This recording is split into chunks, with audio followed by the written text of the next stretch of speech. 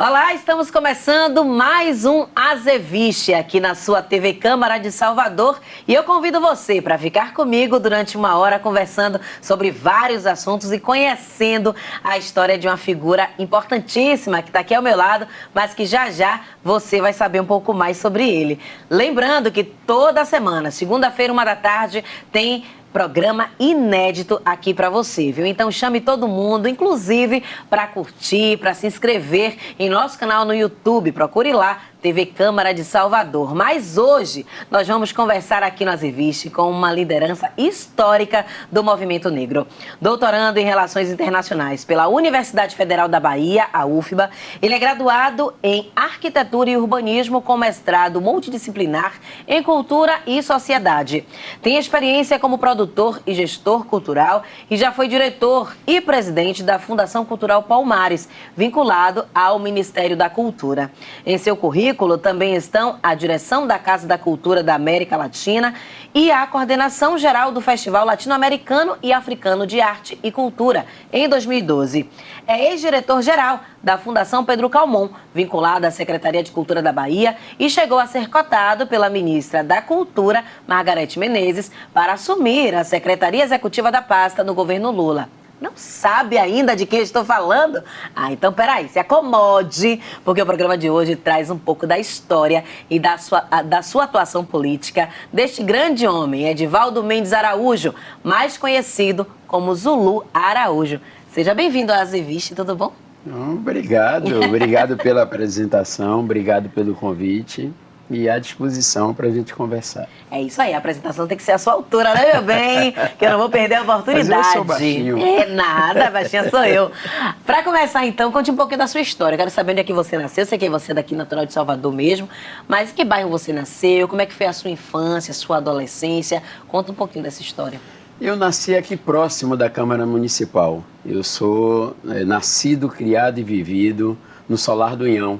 Eu nasci ali naquele bairro, ou naquela comunidade, que é conhecida como do Solar do Unhão, Rua Desembargador Castelo Branco, número 5. Eita! Ali eu vivi 21 anos da minha vida. Eu sou filho de um trabalhador, né, de uma trabalhadora.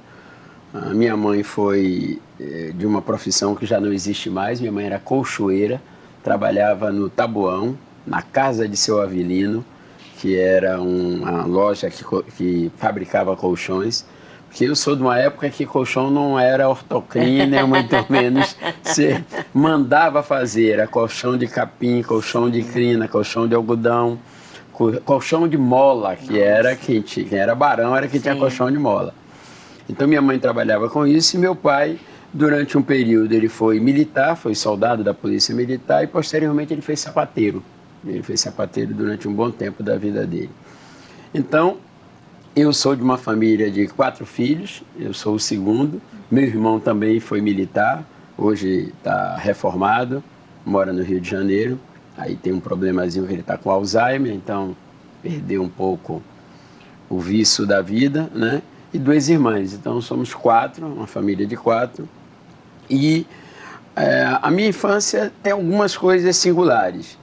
Eu sou um sobrevivente, literalmente, porque quando eu tinha 6 anos de idade, eu fui tomar vacina contra a poliomielite e terminei adquirindo a poliomielite via vacina no 2º Centro de Saúde. Então eu tive paralisia infantil. E sou um dos raros casos que teve paralisia infantil e não ficou com sequela. Sim. Ou seja, eu não fiquei com nenhuma deformação física. Mas foi um trauma porque eu passei um período com um apelidozinho que eu odiava, que era aleijadinho, porque eu tinha dificuldades de locomoção. Então, sou um sobrevivente a partir daí. Segundo, sobrevivente porque nasci numa área extremamente pobre da cidade de Salvador, estigmatizada. Vi e tive a oportunidade de ver esse estigma quando da construção da Avenida de Contorno, que é de 1965, 66, a Contorno, então eu tinha 13 para 14 anos.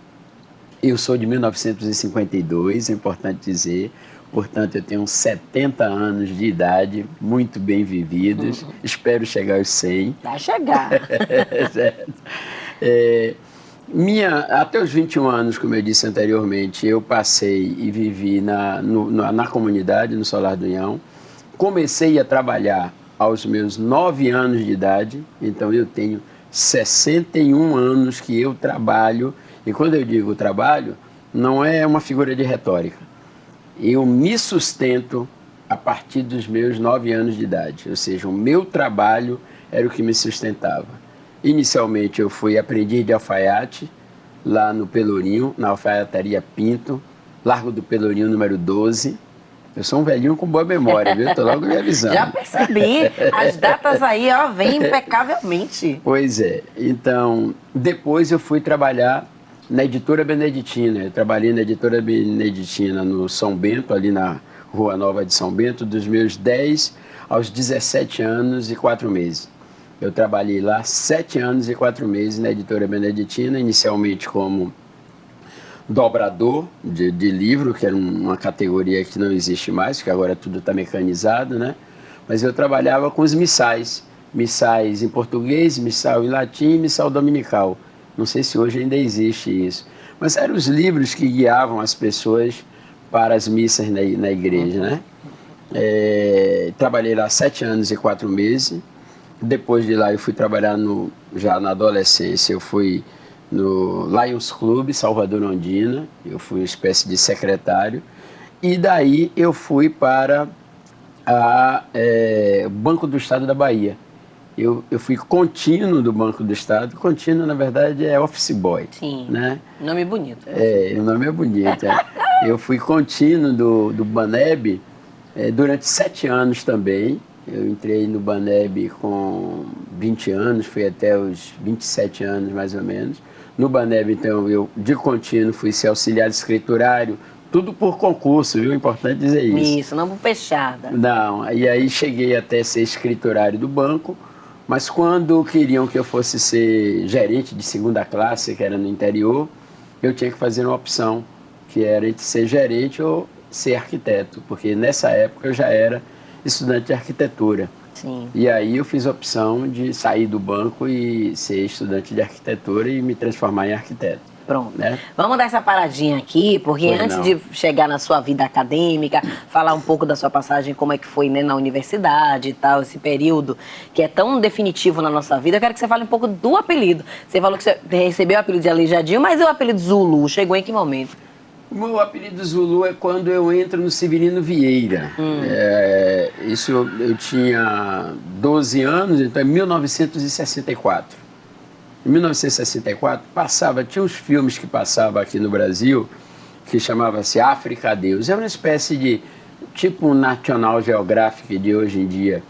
Filmes sobre curiosidades do continente africano. Normalmente curiosidades bizarras, né? Os povos que comiam formiga, pigmeus, essas coisas. E passou um documentário sobre os Zulus. Os Zulus sempre foi uma nação extremamente aguerrida, e as lideranças Zulus mais aguerridas ainda. E durante muito tempo os Zulus tiveram como grande marca levarem os crânios dos seus adversários, porque eles eram povos nômades, mas extremamente guerreiros, né?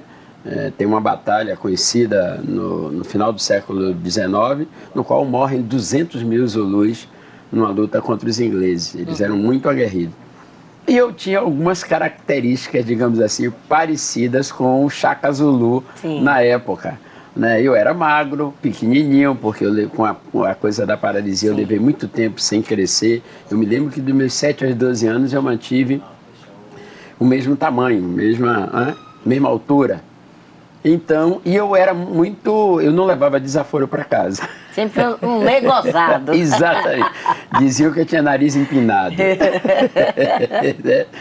Então, e por conta disso, o Chaka Zulu acharam que era muito parecido comigo. Ou, melhor dizendo, eu era muito parecido com o Chaka Zulu de então.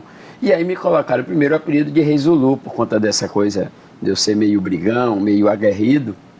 E terminou pegando, né? Porque apelido, quando você não gosta, ele pega. Né? Aí é. E de não gostar passou a ser, na verdade, uma característica, meu nome. Hoje, Zulu Araújo é o meu nome. Eu não, até porque meu nome é extremamente português, né?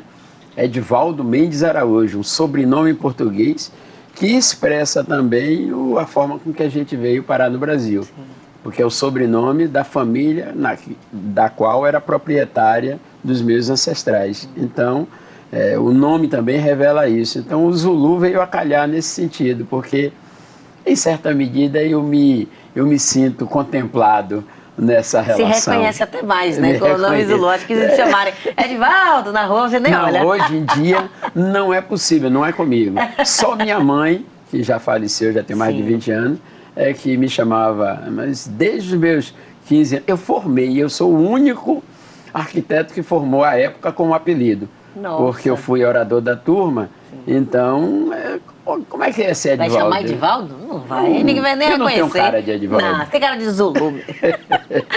Pronto, mas aqui, agora sim, falando um pouco da sua vida acadêmica, dessa sua passagem pela universidade, pra gente entender como é que foi um pouco esse período.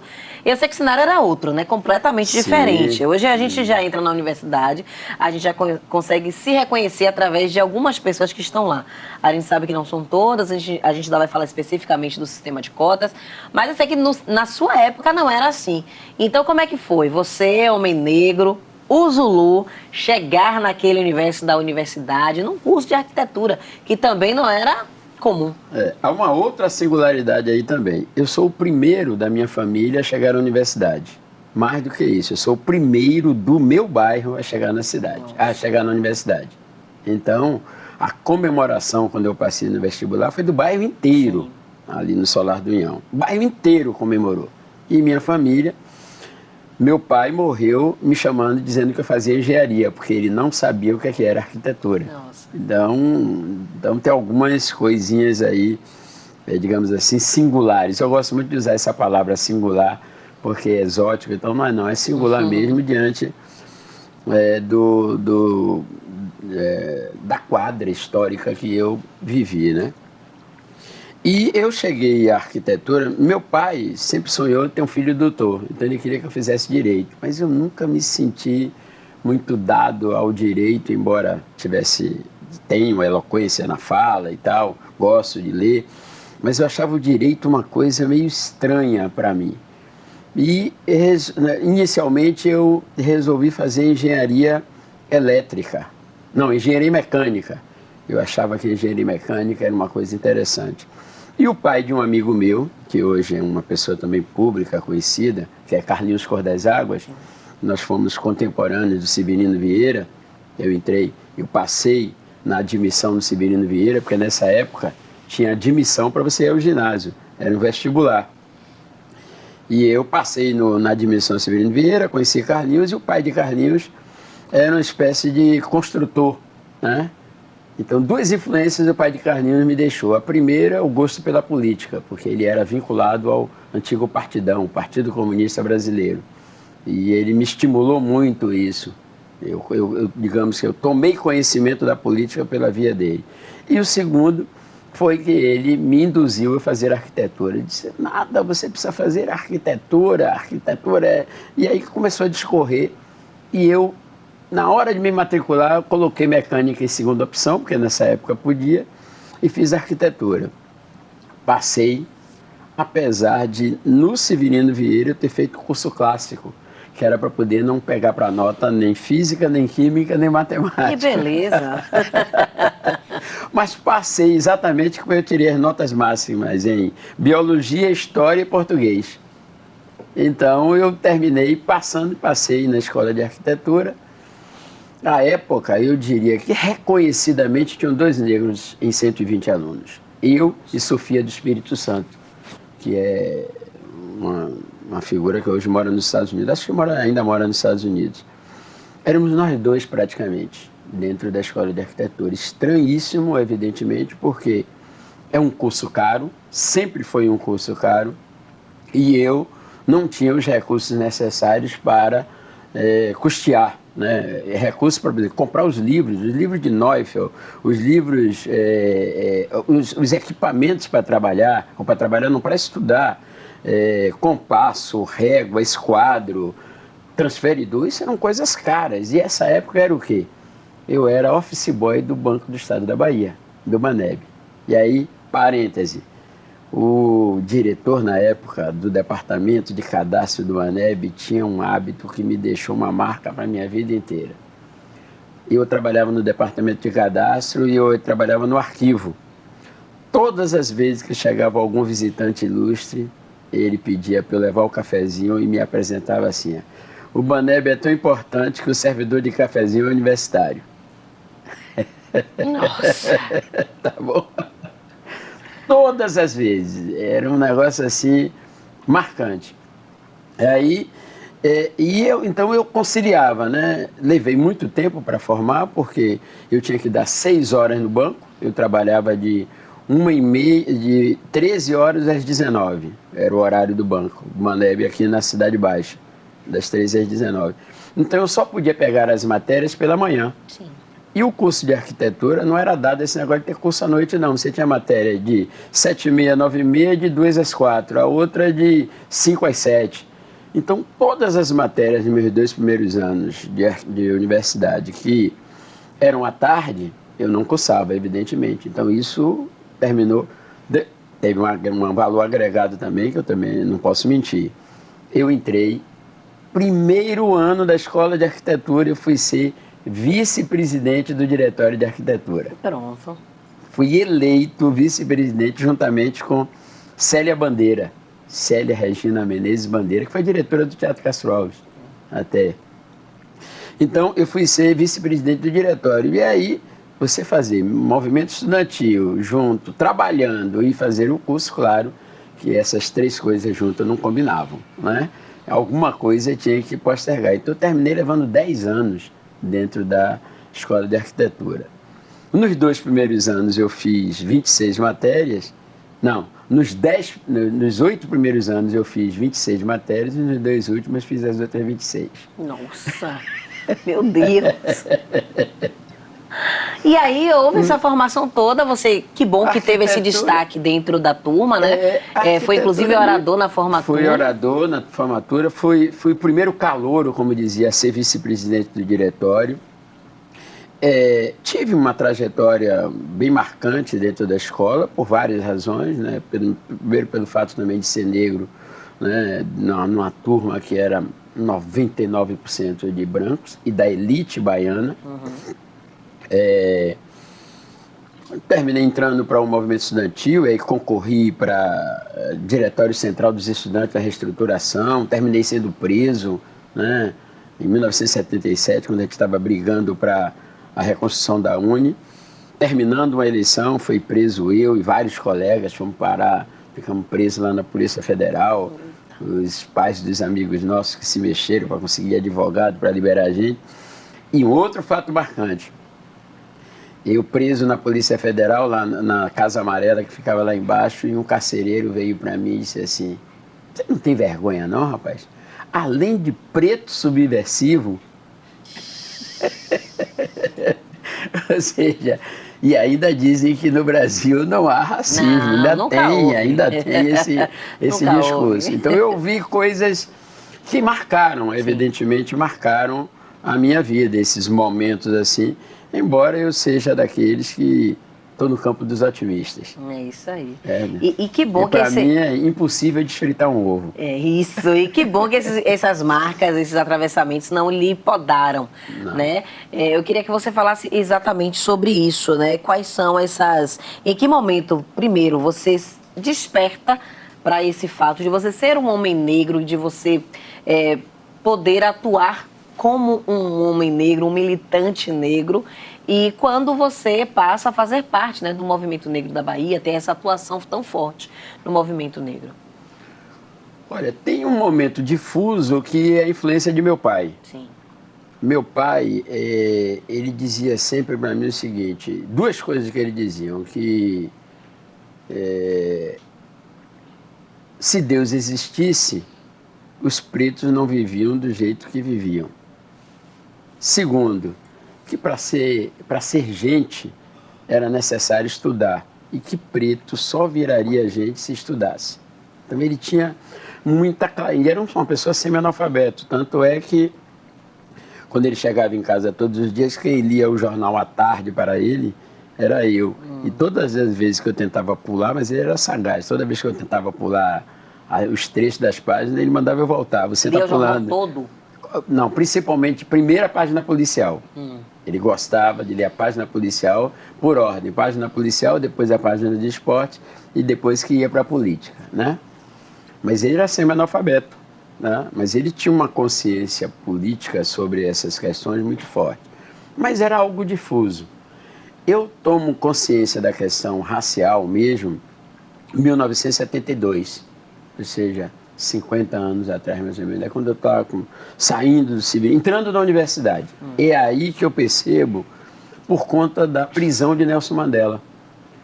Tinha um movimento aqui na Bahia, que era o movimento anti-apartheid.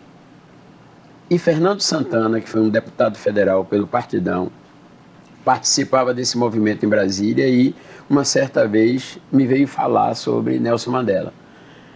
Eu entro no movimento negro pelo movimento anti-apartheid, não pelo movimento negro propriamente dito. Sim. Então, esse é um primeiro momento que eu tomo consciência. O segundo é o Ilhéaê.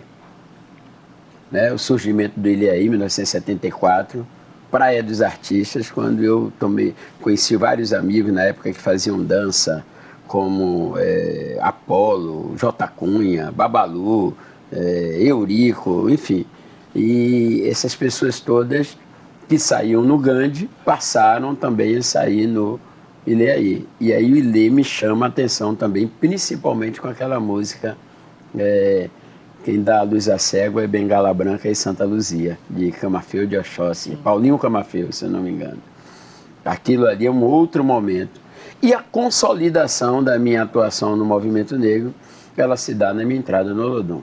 A minha entrada no Olodum é algo que me marca profundamente, porque eu consigo construir duas coisas que sempre foram os meus desejos.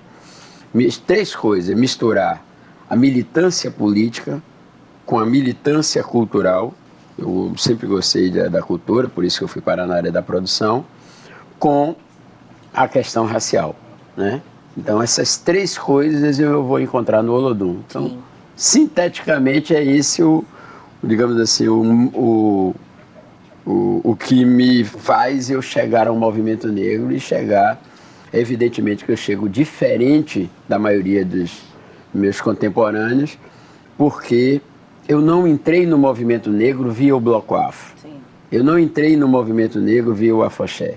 Eu entrei no movimento negro via a política.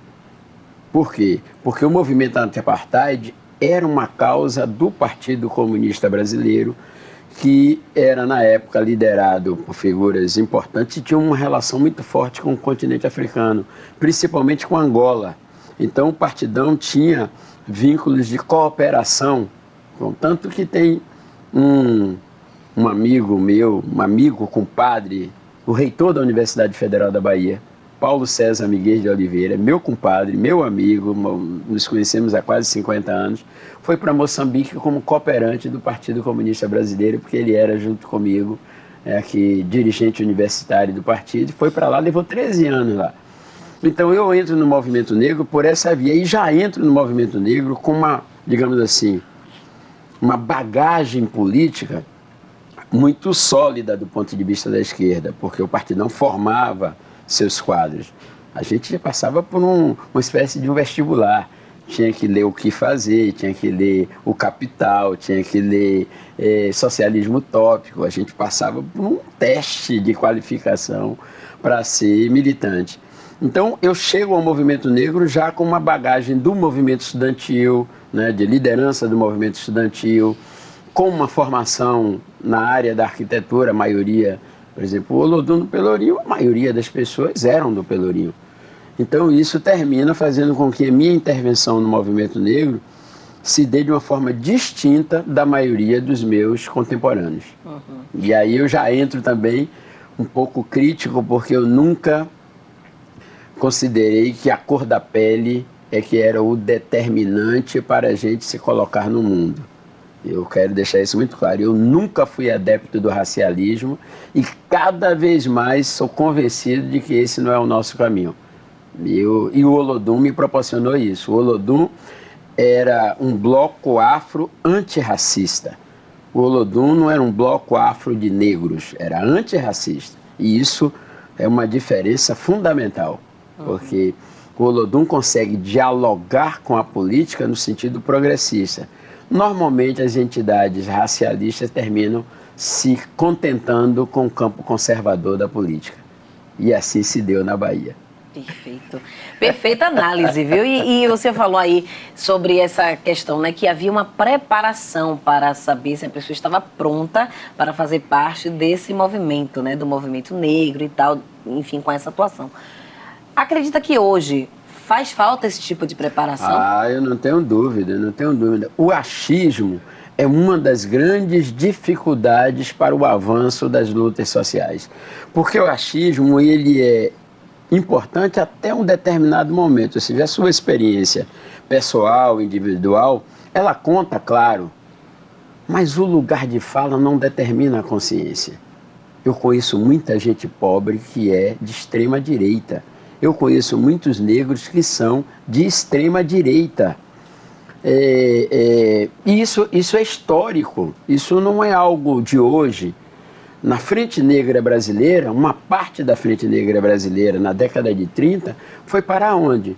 No partido de Plínio Salgado, no partido, como é que chamava, meu Deus do céu? Que era o pessoal chamava de Galinha Verde, que era um partido semelhante ao que é o bolsonarismo hoje em dia, né? No continente africano, você vai encontrar várias lideranças da extrema-direita, que, inclusive, lutaram contra a libertação dos países africanos. Se você vai para o movimento negro no sentido do mundo ocidental, foram divergências dentro do movimento negro e setores conservadores do movimento negro que assassinaram Martin Luther King, que assassinaram Malcolm X, que assassinaram Amilcar Cabral, que assassinaram Patrick Lumumba. Ou seja, consciência política não se confunde com a cor da pele. Embora, e aí é que está, no meu entendimento, a complexidade, mas ao mesmo tempo o X da questão, é de que a luta contra o racismo ela tem que ser suprapartidária. Porque sofre racismo o negro de direita, o negro de esquerda, o negro de centro. Então a luta contra o racismo tem que ser suprapartidária. Agora, o fato dela ser suprapartidária não quer dizer que você não tenha que ter consciência política de que, para que você alcance a igualdade no sentido pleno da palavra, é preciso que você compartilhe os bens econômicos, os bens sociais. Não é possível você imaginar que vai ter igualdade racial sem a igualdade social. Aí há uma dose de ingenuidade ou, se não é ingenuidade, uma opção política. Então, e por isso que eu não acredito no racialismo quanto saída, né?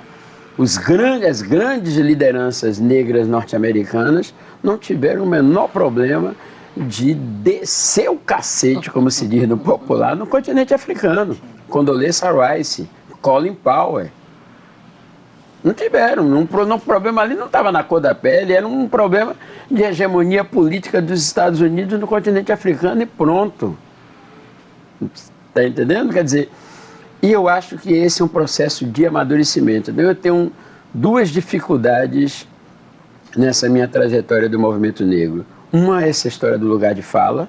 Eu acho que o lugar de fala tem que ser mediado pelo compartilhamento das ideias e das experiências, e a outra que é o racialismo, que, no meu entendimento, ingenuamente imagina que a cor da pele determina o grau de resiliência ou de resistência política que você possa ter. Perfeito. Olha, já viu que esse papo tá rendendo, né? A gente tem que ir para um rápido intervalo comercial, mas ainda tem muita coisa para conversar aqui com o Zulu Araújo. Tá aqui dando essa verdadeira aula pra gente. Então não saia daí, vá rapidinho só tomar sua água, relaxa, respire, mas volte, que eu tô aqui esperando você.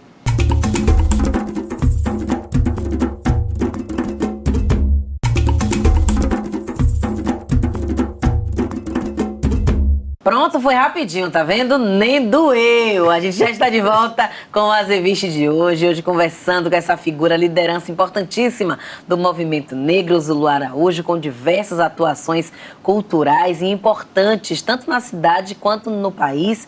E a gente ainda vai falar muito sobre isso, mas a gente foi para o intervalo falando um pouco dessa atuação do movimento negro, né? De modo geral, inclusive aqui na Bahia. Né? Você falava da preparação que havia antigamente para uma pessoa fazer parte do movimento negro, participar dessas discussões, e durante aqui no intervalo dos bastidores a gente falava que muitas vezes há uma discussão muito rasa sobre assuntos que nos permeiam, né? Sobre, enfim, termos da fala, o que pode, o que não pode, e assuntos que realmente são mais contundentes acabam sendo deixando de lado. Assuntos que muitas vezes são mais importantes para a luta do movimento negro acabam sendo escanteados, né? Eu queria que você falasse um pouco sobre a sua visão em relação a isso, né? Como é que você vê essa atuação no movimento negro hoje? O que é que falta? Olha, o movimento negro brasileiro avançou muito. Então, a primeira coisa que a gente tem que constatar é isso. Muitas conquistas foram alcançadas, muitas mesmo. Eu que tenho 50 anos já aí na estrada, já sou um dinossauro, posso dizer que a gente avançou muito. Mas nós esgotamos duas coisas. As nossas pautas, elas continuam ainda, no meu entendimento, ancoradas num passado, e o modelo. Os formatos organizacionais da comunidade negra, eles estão defasados. Eles já não respondem mais às necessidades que a comunidade possui. Então, e essas duas coisas têm a ver com a dinâmica da sociedade. O fato de existir racismo no Brasil e o fato da gente ser antirracista não significa negar que a sociedade brasileira é mestiça. Não pode significar, porque você negar a realidade. A sociedade brasileira é mestiça. Nós não somos nem africanos, né, nem puro sangue, digamos assim. Né? Então, há uma necessidade da gente compreender a complexidade que significa a sociedade brasileira do ponto de vista político e do ponto de vista social. Traduzindo isso que eu estou aqui falando. A gente tem que saber linkar a luta de combate ao racismo com a luta por melhoria das condições sociais, com a conquista de alianças. Sozinhos, nós não venceremos essa luta. A luta de combate ao racismo num país que teve 400 anos de escravidão, o movimento negro, a comunidade negra não vencerá sozinha. É necessário que a gente tenha aliados, é necessário que a gente conquiste uma outra parcela da população para nos ajudar a conquistar essa vitória. E para isso, a gente não pode ser exclusivista. Então, essa é a lógica, ou seja, você não pode ter um discurso que afaste o seu aliado, você não pode ter uma prática que exclua o seu aliado. Então, o racialismo, quando você estabelece que a cor da pele é o único critério para que uma pessoa possa lutar contra o racismo, você está excluindo um monte de gente que não são negras, mas que são combatentes ao racismo, sim. E no Brasil eu lhe dou inúmeras pessoas assim. Na Bahia eu lhe dou inúmeras. Eu posso falar de Juca Ferreira, João Luiz da Silva Ferreira, ex-ministro da Cultura. Eu posso falar de Emiliano José, ex-deputado federal. Eu posso falar de Paulo Fábio, ex-deputado estadual. Eu posso dar um monte de exemplos públicos, né, de pessoas que sempre estiveram aliadas conosco na luta de combate ao racismo. Então, essas pessoas não podem ser nem ignoradas, nem a gente pode se dar ao luxo de excluí-las desse processo de luta. E eu citei esses nomes assim mais conhecidos para exemplificar, mas isso você vai encontrar num percentual grande na sociedade brasileira, grande. Então, isso traduzindo é o quê? É estratégia política. Você não pode imaginar que você vai fazer uma luta de combate ao racismo num país com as características como a nossa, apenas com um discurso descolado da realidade. Eu disse anteriormente, um monte de negros e negras brasileiros hoje estão com a extrema-direita. Alguma coisa ocorreu nesse processo. Aqui na Bahia, nós temos negros e negras, adeptos de igrejas evangélicas, que são intolerantes do ponto de vista religioso e promovem o racismo religioso. E que são eleitos deputados, vereadores, deputadas, vereadoras, eleitas pelo povo. E que são os nossos inimigos do ponto de vista do respeito à pluralidade religiosa que está garantida na Constituição brasileira. Agora eu lhe pergunto, essas pessoas deixaram de sofrer racismo? Não. Então essa luta não é tão fácil quanto a gente possa imaginar. Ela tem outros componentes que nós que somos liderança, nós que somos intelectuais dessa causa, é preciso a gente abordar, ter a coragem de enfrentar e dizer com absoluta tranquilidade de que a luta de combate ao racismo cabe todos aqueles que sejam antirracistas e não apenas os negros. E essa coragem eu tenho, até porque já estou velho também, então não tem nenhum problema. Maravilhoso, é isso mesmo. A gente precisa ter coragem para colocar esses pontos que poucas vezes são ditos. Inclusive, entre esses assuntos, nessas pautas que parecem terem se esgotado do movimento negro, uma delas que, enfim, inclusive você atuou bastante para que fosse posta em prática é a questão das cotas, né? O sistema de cotas do Brasil. Há muita resistência ainda às cotas, mesmo já sendo um direito nosso, né? Mas ainda ouvimos muitas pessoas serem contra as cotas. Eu queria saber 2 pontos. Primeiro, por que você acredita que há tanta resistência às cotas ainda no Brasil, né? Tantos discursos contrários ao sistema de cotas. E segundo, a gente, através das cotas, consegue chegar à universidade. Mas muitas vezes é muito difícil se manter lá dentro, né? Como você mesmo exemplificou do período que você estudou, né? Existe a questão do material e tudo mais, a gente sabe que a realidade hoje em dia já mudou um pouco, mas ainda às vezes é difícil se manter lá dentro pela dificuldade de equidade do conhecimento, enfim, existe uma série de questões, como a dificuldade também de se acolher a diversidade, por exemplo, dentro da universidade. Então, eu queria que você falasse sobre esses 2 pontos. Por que a resistência ao sistema de cotas e por que, às vezes, é tão difícil se manter lá dentro de uma universidade?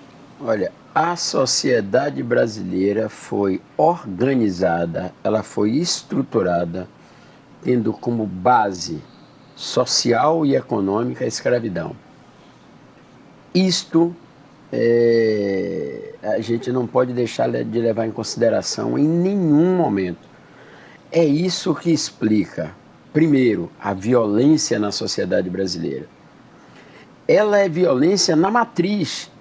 Uma sociedade que se estruturou não tendo o menor respeito pela vida do outro, onde uns eram donos da vida do outro, que podia torturar, podia matar e ser dono do outro, e manteve essa estrutura durante 400 anos, evidentemente que tem um legado de violência extremamente forte e internalizado na sociedade. Segundo, por conta dessa estrutura escravocrata, é uma sociedade extremamente verticalizada. Ou seja, o processo democrático, o diálogo, é muito difícil no Brasil, porque sempre funcionou o mando. O mando pela força, pela violência. Ou seja, você pôde exercitar isso na plenitude. Aqui na Bahia nós temos experiências e exemplo disso. Castelo Garcia Dávila. Lindo, todo mundo vai lá ver, muito bonito. Ali foi uma das maiores casas de tortura das Américas. A família Garcia Dávila experimentou empalamento, experimentou assar pessoas, experimentou abrir barrigas de mulheres escravizadas grávidas, a ponto, e isso está no livro de Luiz Motti, do professor doutor Luiz Motti, a ponto da Inquisição considerar que os crimes cometidos pela família Garcia Dávila eram bárbaros. Olha, eu estou falando da Santa Inquisição. Então, isso é a estrutura com que a sociedade brasileira se organizou, onde não se tinha respeito à vida, o respeito ao outro, nem o respeito a processo qualquer democrático.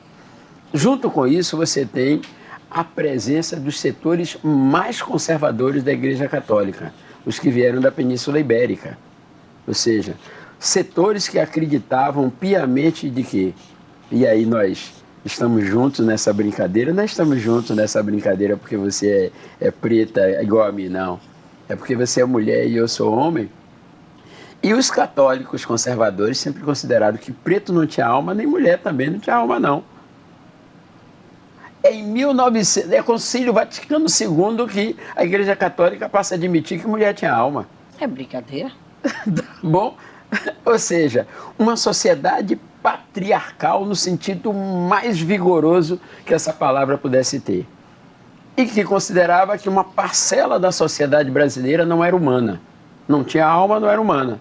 Ou seja, nós estamos iguais nessa brincadeira, e por isso que a gente afirma que as mulheres sempre são duplamente discriminadas no Brasil, porque ela é discriminada, e olha que coisa, é o Brasil onde você tem um dos índices maiores de quê? Feminicídio. O desrespeito à mulher no Brasil, ele é estrutural, ele vem de lá até porque os colonizadores que vieram para cá não trouxeram mulheres.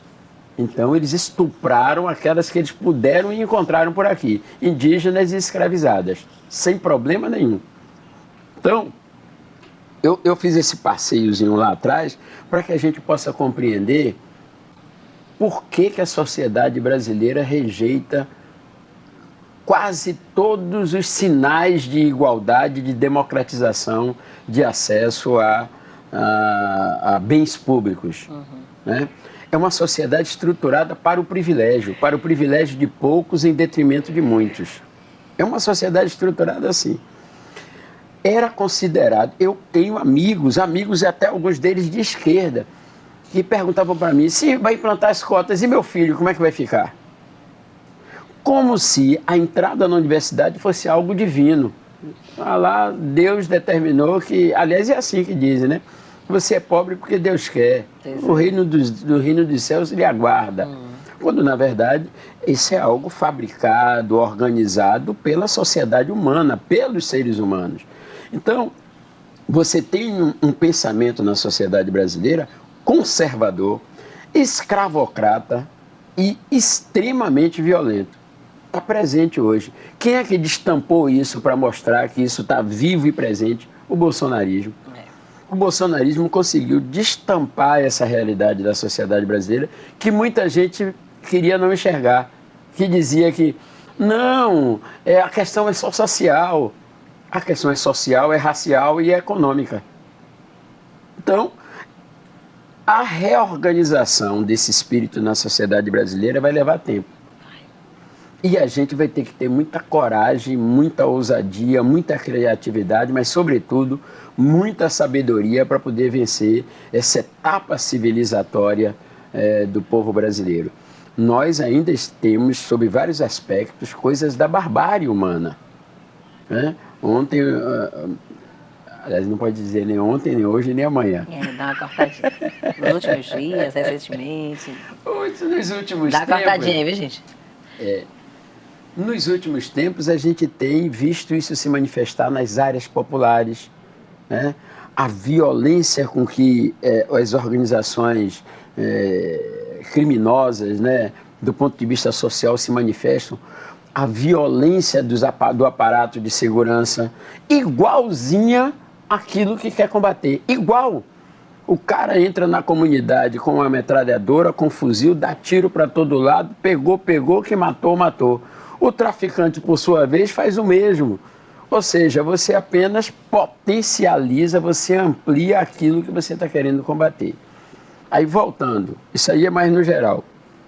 O que ocorre com relação à questão do combate às cotas é uma parcela significativa da sociedade brasileira que vê o privilégio como algo natural. E essa parcela é majoritariamente branca, porque vê o conhecimento como um privilégio. E é privilégio mesmo. O conhecimento gera bons empregos, o conhecimento gera você estar na estrutura de poder. Como é que isso se traduz? 2,8% dos magistrados brasileiros são negros. 92% brancos. Isso você vai para estrutura profissional, na minha área, arquitetura, agora que a gente está chegando a 3%. 97% dos arquitetos brancos. Isso vai para o campo judiciário, o judiciário já falei. Isso vai para o campo executivo, a maioria absoluta de prefeitos, vereadores, deputados brancos. É evidente que isso gera o quê? Isso gera melhores empregos, melhores salários, melhores condições de vida. E ainda tem a coragem de dizer que a gente não alcança isso porque a gente é incompetente. Se estudar, você chega lá. Detalhe, eu tenho uma pesquisa feita aqui na cidade de Salvador, que é Jornais da Bahia no início do século XX. 1920, na cidade de Salvador, tinha um decreto municipal que proibia a presença de negros nas escolas municipais durante o dia. Meu Deus. Aqui em 1920. Absurdo. Foi esse processo escravizatório que desorganizou as famílias negras brasileiras. Como? Pegava o preto aqui e vendia para São Paulo, outra preta vendia para o Rio de Janeiro, a outra vendia para o Maranhão, outro... E depois exigem que a gente tenha uma cultura de estrutura familiar. Eles desestruturaram isso durante 400 anos em nome do mercado, em nome do negócio. Então, a gente precisa compreender isso para entender que quando a gente vai enfrentar, por exemplo, o cara que está dizendo que cota esmola, ele não considerou a cota esmola para, por exemplo, filho de fazendeiro que entrava na escola de agronomia apenas porque era filho de fazendeiro. Não era cota, não. Era uma forma de você desenvolver os filhos de fazendeiro para poder cuidar bem das fazendas. Então, esse espírito conservador ainda está presente e principalmente, e aí eu encerro essa parte aqui, nos veículos de comunicação. A gente está aqui agora no veículo de comunicação, mas tem um livro muito interessante de Renato da Silveira, chamado Os Selvagens e a Massa, que mostra o processo e a importância dos meios de comunicação na consolidação do racismo no Brasil e no mundo ocidental. É impressionante como os meios de comunicação consolidaram isso. Impressionante. Ou seja, eles reproduziram um monte de falácias, um monte de crimes, porque hoje são considerados crimes, de que nós éramos burros, de que nós éramos pouco inteligentes, de que nós éramos incompetentes, preguiçosos, incapazes. Isso foi difundido e nos livros também. Um desses grandes difusores foi o nosso querido e venerado Monteiro Lobato, que era um adorador da Ku Klux Klan. Olha, minha gente, é coisa, viu? Mas pra gente não se alongar muito, porque também a gente não tem esse tempo todo, mas vocês podem, inclusive, acessar aí, tem várias entrevistas disponíveis de Zulu, se vocês quiserem mais aprofundamento sobre o assunto, inclusive ele vai deixar mais dicas de leitura aqui, antes da gente encerrar esse programa, mas eu quero que você fale de uma viagem que você fez em 2015, que você foi lá pro continente africano, né? E teve contato aí com sua origem, com a sua história. Eu quero que você falasse um pouco dessa viagem. Qual foi a importância desse contato com a sua origem e dessa descoberta, né? Dessa sua história, enfim, conhecer toda essa sua trajetória até ser o Zulu que você é. Olha, desde pequenininho que eu tinha uma agonia de não saber de onde era que eu tinha vindo. Uhum.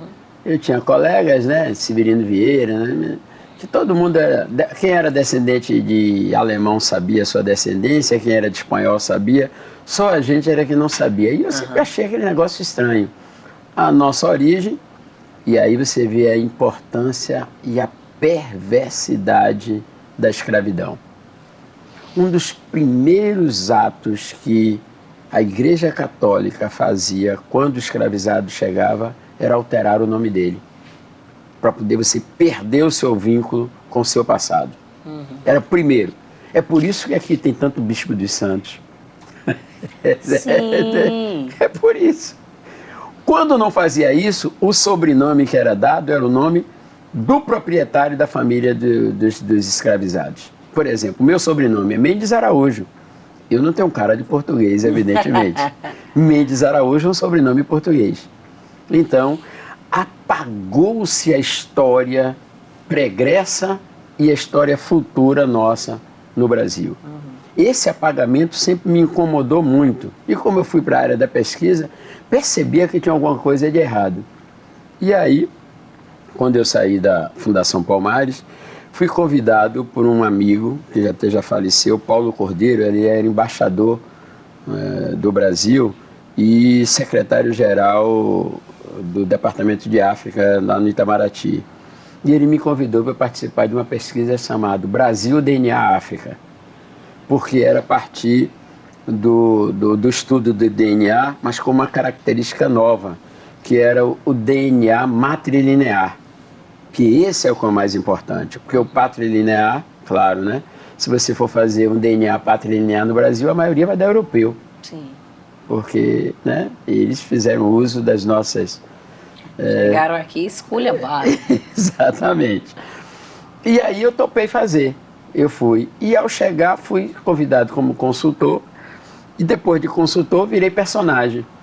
E aí fiz o teste de DNA e descobri algumas coisinhas interessantes. Primeiro, a falácia de que todos nós, de que a presença negra na Bahia é basicamente urbana. Não é verdade. Ela é muito mais ampla do que isso.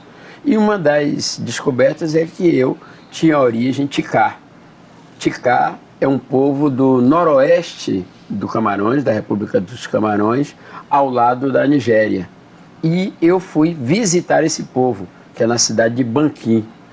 É uma etnia que tem isso foi em 2015, então 1160 anos agora, de origem islâmica, né? E com características que explicam a minha existência, a minha trajetória. E eu lá fui para encontrar lá com o rei Gai II, e foi um dos momentos mais importantes da minha vida. Não dá para explicar. Sim. Você saber que está voltando para o local de onde seus ancestrais saíram. É algo assim indescritível do ponto de vista emocional. Eu fui recebido na comunidade, porque eu era o primeiro brasileiro de origem ticá a visitar, por aproximadamente 2.000 pessoas. Nossa.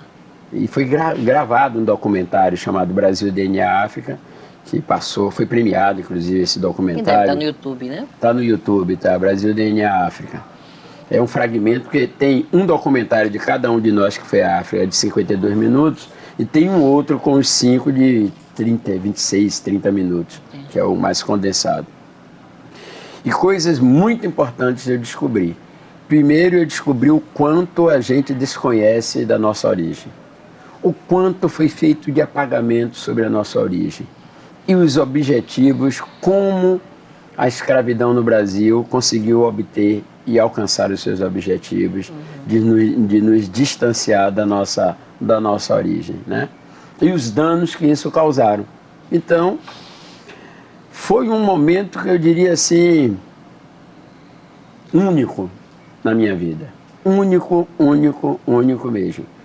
Inclusive de me desmistificar algumas questões do ponto de vista religioso, né? Eu já fui em vários países do continente africano, eu já fui na África do Sul, em Angola, Moçambique, Guiné, já estive no Benin, já estive no Senegal, inclusive por conta do trabalho da Palmares. Mas no Camerun eu fui para este trabalho, então eu percorri o Camerun, eu saí da cidade, da capital do Camerun, e fui até Banquim, passando por várias cidades, e eu ouvi uma frase que marcou a minha vida de lá para cá, de um filósofo senegalês que ensinava numa universidade no norte do Camerun, Sarra, o nome dele. E ele disse o seguinte: enquanto os africanos não descobrirem a cura, nós vamos ficar em busca da culpa. E para a gente vencer as consequências da escravidão, é preciso a gente encontrar a cura. A escravidão mercadológica que o mundo ocidental produziu no continente africano ainda vai causar muitos danos e não há possibilidade da gente vencê-la se nós não encontrarmos essa vacina que é a cura, que é, na verdade, a gente compreender de que temos que andar para frente, ou seja, nós precisamos superar essa etapa da humanidade e ser generoso o suficiente para criar novos paradigmas. Porque não dá para a gente, por exemplo, ir para a vindita, não dá para a gente ir para a vingança, porque a crueldade do que os caras fizeram nesse processo é algo assombroso, E em nome da civilização, em nome do iluminismo, né? Igualdade, né? Liberté, égalité e fraternité. Isso. Em nome desses três princípios, eles mataram, torturaram e escravizaram muita gente mesmo. Mas foi um momento interessantíssimo da minha vida. Quem dera, né, que todo mundo tivesse essa oportunidade de fazer uma viagem como essa, de viver esses momentos e de se descobrir sua história, descobrir suas origens e se reconectar, né, sentir também essa energia que eu acredito tenha sido única. Mas antes que a gente já chegue aqui, né, o tempo avance e a gente vá se empolgando na conversa, quero que você fale, já que você citou que isso foi durante a sua passagem pela Fundação Palmares, como é que foi, né, presidir a Fundação, estar lá e enfim, ter essa atuação aí nacional? Olha, eu vivi as 3 etapas da Fundação Palmares. Eu vivi a pré, porque eu participei do movimento em 1988 para a criação da Fundação Palmares. Era um programa que chamava-se Pró-Abolição, né? Liderado aí por um bocado de gente que eu participei. Vivi depois a etapa de ser diretor do Departamento de Estudos e Pesquisa da Palmares, e enquanto tal eu pude realizar um conjunto de trabalhos, principalmente na América Latina, né? E que eu consolidado depois como presidente, e como presidente eu tive a felicidade, quer dizer, como diretor, como presidente, de ter 2 ministros, um preto e um branco, mas todos 2 extremamente comprometidos com a causa negra. Gilberto Gil e Juca Ferreira. Sim. E ambos me deram as condições para que eu pudesse realizar um trabalho interessante para que a Palmares cumprisse com a sua missão. Não foi nada mais do que isso. Qual era a missão da Palmares? Preservar, difundir e valorizar as manifestações culturais de origem negra no Brasil, com um objetivo claro, para promover a inclusão plena do negro na sociedade brasileira. E foi isso que eu fiz, né? Com a ajuda desses 2 ministros, eu pude, por exemplo, fazer essa relação com o continente africano muito bem, como eu citei aqui, alguns países. Eu tive a oportunidade, por exemplo, de participar do Festival Mundial de Arte Negra, FESMAN, levando 465 artistas afro-brasileiros para o Senegal. Daqui da Bahia foi Lazo, foi Olodum, enfim, foi um bocado de gente. E tive a oportunidade também de fazer um trabalho interessantíssimo na América Latina. Espraiar para a América Latina esse espírito. Por quê? Na América Latina o que nos une são 2 coisas. A colonização e a escravidão. Sim. Essas 2 coisas nos unem na América Latina. E a escravidão é negra na América Latina e indígena, né? Então, tanto isso é verdade que o meu mestrado em Cultura e Sociedade é o trabalho da Fundação Cultural Palmares, é o meu mestrado. E o meu doutorado, que eu estou fazendo agora, é avaliar uma análise comparativa dos impactos que o trabalho da Fundação Cultural Palmares teve no Brasil, na Colômbia e no Equador. Pouca gente sabe, por exemplo, porque a Colômbia tem quase 30% da sua população de origem negra. Que na Colômbia tem, por exemplo, o Palenque San Basílio, que é 10 vezes maior do que o Quilombo dos Palmares, que tem hoje 4.000 palenqueiros, que são 4.000 quilombolas até hoje vivendo lá. Que as mulheres palenqueiras, por exemplo, saem durante 6 meses, sustentam as suas famílias que ficam lá no palenque.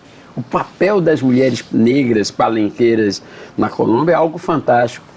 Então, isso tudo foi o que a Palmares, por exemplo, me proporcionou enquanto pessoa, mas proporcionou com uma parcela da comunidade negra brasileira, da gente poder fazer esse diálogo. Realizar aqui na Bahia a segunda conferência dos intelectuais da África e da diáspora, trazer 3.000 intelectuais negros, africanos ou não, para discutirem o renascimento africano. Então foi uma experiência, a Palmares, que eu diria importante, mas sobretudo provando de que é possível sim a gente tratar com igualdade, com respeito e com dignidade as manifestações culturais de origem negra. Isso. Olha, mas também não foi só isso, né? Teve a Fundação Pedro Calmon, mais recentemente, que o senhor está deixando aí a gestão. Fala um pouco desse trabalho e quais são os planos daqui para frente? Olha, a Pedro Calmon foi como se fosse assim, num primeiro momento eu disse, olha, eu vou sair dessa área muito focada da comunidade negra e vou trabalhar na área do conhecimento. E veio como uma luva, porque Jorge Portugal foi quem me convidou, grande figura Jorge Portugal, e a Fundação Pedro Calmon trabalhava com 4 áreas muito interessantes. Sistema Estadual de Biblioteca, Centro de Memória da Bahia, Arquivo Público do Estado da Bahia, sim, e o Programa Estadual do Livro e da Leitura. Então, e como a Bahia tem 65% da sua população de origem negra, eu fui nesta linha da maioria da população. Então a gente pôde, por exemplo, tratar sobre os 220 anos da Revolta dos Búzios. A Revolta dos Búzios, que é um fato histórico dos mais importantes na América, depois da Revolução do Haiti, é a Revolta dos Búzios na Bahia, 1798. Há 230 anos atrás, se enforcou, esquartejou e colocou pelas ruas aqui do centro histórico da cidade 4 negros que desejavam implantar na Bahia 3 coisinhas simples: igualdade, liberdade e fraternidade. Por eles desejaram isso, que era como é que chama? Uma defesa que se fazia no mundo ocidental, liberdade. Eles foram esquartejados e um deles, Luiz Gonzaga, que tinha 16 anos de idade, teve as 2 mãos cortadas porque ele era o único que sabia ler e escrever. Tá bom? Então, coisas como essas foram importantes na Fundação Pedro Calmon, da gente poder dialogar com a sociedade para mostrar o quão violenta é essa sociedade brasileira. Isso dialogando com várias entidades, mas não só isso, a gente pôde fazer aqui Festival Literário Nacional, sim, em Cajazeiras, o FLIM. Sim. 2 eventos maravilhosos, o primeiro com Lázaro Ramos abrindo, né? O segundo, e um deles, se eu não me engano, você esteve presente, sim, indicada por uma amiga em comum que nós temos, que é Camila França. Um excelente evento realizado ali no ginásio. No ginásio, ali é maravilhoso, um espaço riquíssimo. Espaço lindo. Quase 1 milhão de pessoas que não têm nenhum equipamento cultural. Eles não acreditavam com aquelas pessoas que estavam indo ali dialogar com eles sobre literatura. E com presença ativa do público, né? Muito. É importante falar isso, que a gente às vezes tem a ideia de que esses eventos em bairros populares não atraem tantas pessoas, né? Por falar de literatura, por falar de arte.